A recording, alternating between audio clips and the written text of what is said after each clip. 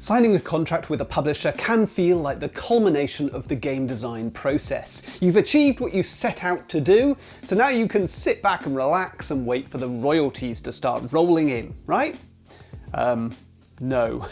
To date, I've signed 16 licensing agreements with publishers, and while signing a contract is a major milestone, it certainly isn't the end of the story. In this video, I'm going to tell you what happens next. I'm Adam Porter, a board game designer from Wales, and I recently released my 4th book about board game design, Adam in Wales, Getting Published, which is available on Amazon. It provides a step-by-step guide from creating your game, prototyping, playtesting, choosing a publisher, making contact, creating sizzle reels and sell sheets, attending conventions, pitching, following up, dealing with rejections, signing contracts and more. And the book adapts and expands upon video essays that were first seen on this channel.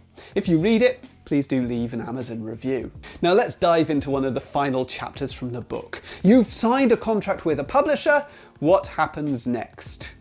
Now, most contracts state a projected year of publication, often discussed before you sign the contract, but this projection is rarely accurate. Roughly half of my published games were released much later than their projected date, sometimes years later.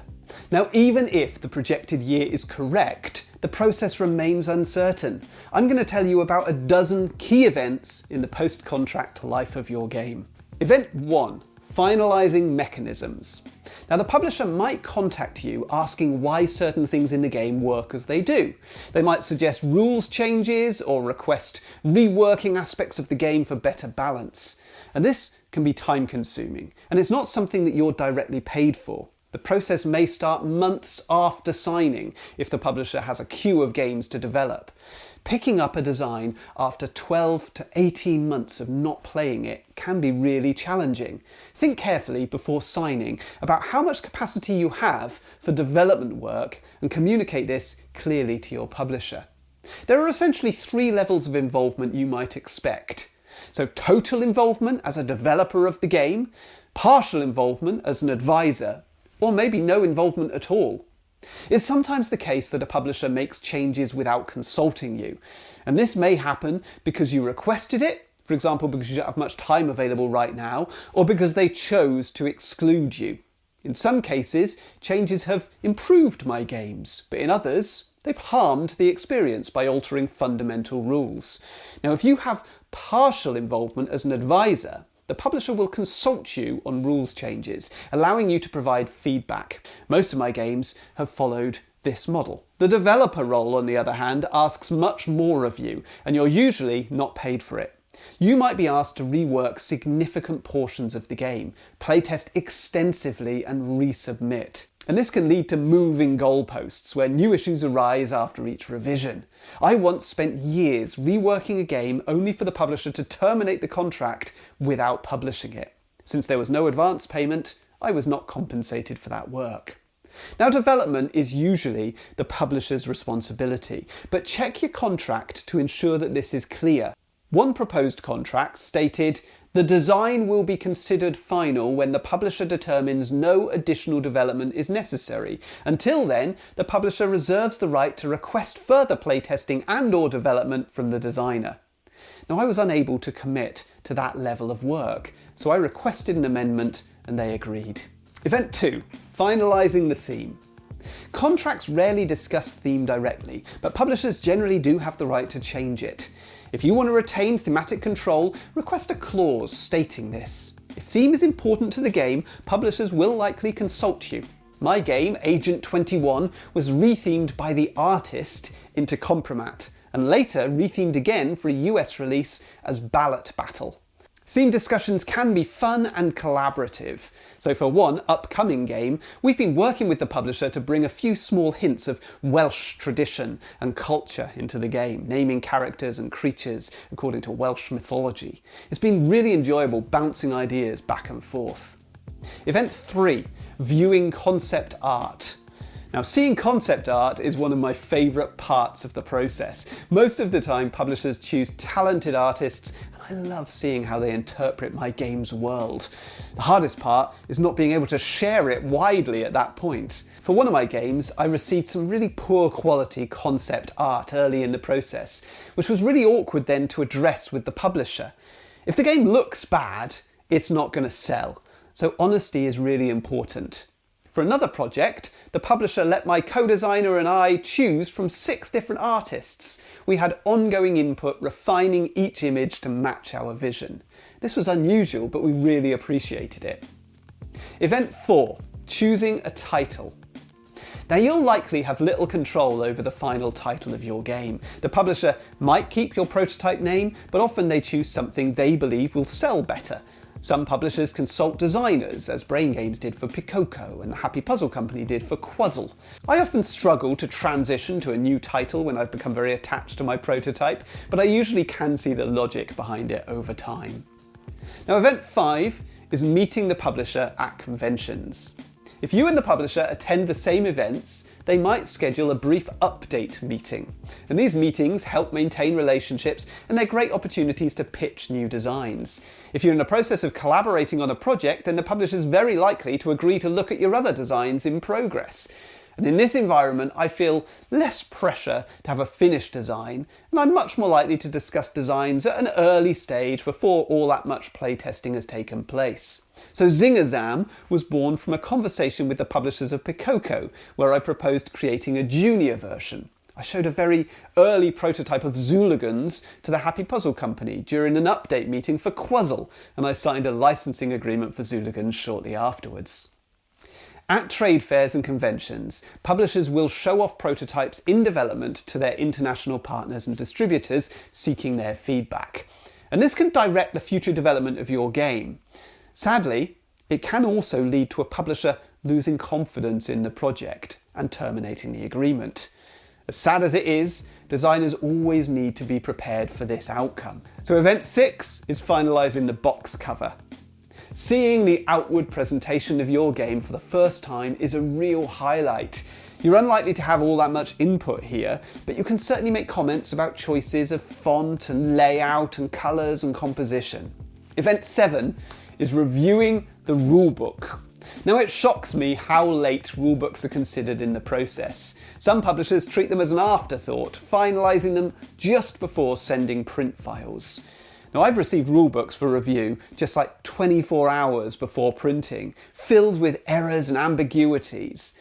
I've also been asked to check rules after they were translated into 10 different languages, which is impossible. A poor rulebook can ruin a game. If players struggle to understand the rules, they won't play it. So I urge publishers to please prioritise rulebooks earlier in development. Event 8, receiving designer copies. Getting copies of your game should be exciting, but delays are common. Ideally, designers receive their copies before the public release of the game, but this rarely actually happens. Sometimes I have to remind publishers repeatedly to send them. On occasion, I've even purchased my own game at retail to get it sooner. Despite frustrations, opening a box of your own published game is always a thrill. I tend to keep a few copies and gift some of them to my playtesters, to my friends and to my family. Event 9, media reviews. Now I find these nerve-wracking. The majority are positive. That's the nature of board game media. Reviewers tend to invest time in producing videos about games that they enjoy. But some reviews are less positive and they can catch you off guard. The same is true for comments and ratings on websites like Board Game Geek. People will say awful things about your game. They might even demonstrate in their account that they've played the game incorrectly, or maybe they haven't even played it at all, and you've got no recourse. It is never a good idea to respond. It's frustrating, though not uncommon, to see reviews of your game published before you've even received your own physical copy. The publishers managed to get the game into the hands of reviewers, but not the designer. A glowing recommendation from a prominent YouTube personality is, of course, gratifying, but I do find reviews on the whole to be a difficult experience as a designer. If you're struggling to deal with the judgment associated with reviews, then my book has a whole chapter on dealing with rejection, and many of those strategies will help you here too. You may, of course, be given opportunities to write designer diaries or do interviews for YouTube channels and podcasts, and that's a really positive way to share your own perspective on your game. Event 10, the game launch. Now this will commonly take place at a major convention, so Spiel Essen in Germany, Gen Con in the US, or UK Games Expo in England, or a major toy fair such as Nuremberg or London or New York. And commonly, there'll be a demo table with your game available to convention goers to play. It's really rewarding watching members of the public or industry professionals at a trade fair playing your game for the first time, unaware that the designer is looking on. Generally, publishers will be delighted if you're able to demo the game, and it can be really exciting for the players to meet the person behind the product. Often you'll be asked to spend an hour or so signing games at the publisher's booth, and that's hugely gratifying. There might be giant oversized editions of your game available to play, or demo teams dressed up as characters from your game. There will be posters of the cover art. Your face might even appear on the poster. It's very exciting. Event 11, receiving royalties. After the game is launched, communication with the publisher generally ceases for a lengthy period, and that can be hard. It can feel a bit like an anticlimax. Your next communication is likely to be in relation to a royalty payment, either a remittance notice or a request for an invoice, and that could be 6 to 12 months after the game is launched. Now, designers are not party to pretty much any of the most important information in relation to their games. We're rarely told about the important meetings with international partners and distributors, who wanted the game and who rejected it. We get told sales figures on a very sporadic basis, and we've got little ability to verify them. We deal with publishing companies across the globe, and legal recourse across jurisdictions is difficult, should anything go wrong. So our situation is vulnerable. We rely on trust. So keep track of royalty payment schedules, usually outlined in your contracts. Follow up if payments are late. While I haven't experienced outright refusal of payment, I have faced significant delays, and I generally prioritise good relationships with publishers, but I will be persistent with publishers when it comes to royalty payments. Event 12, the end of the contract. Now, a game's life in the market generally ends not with a bang, but with a whimper.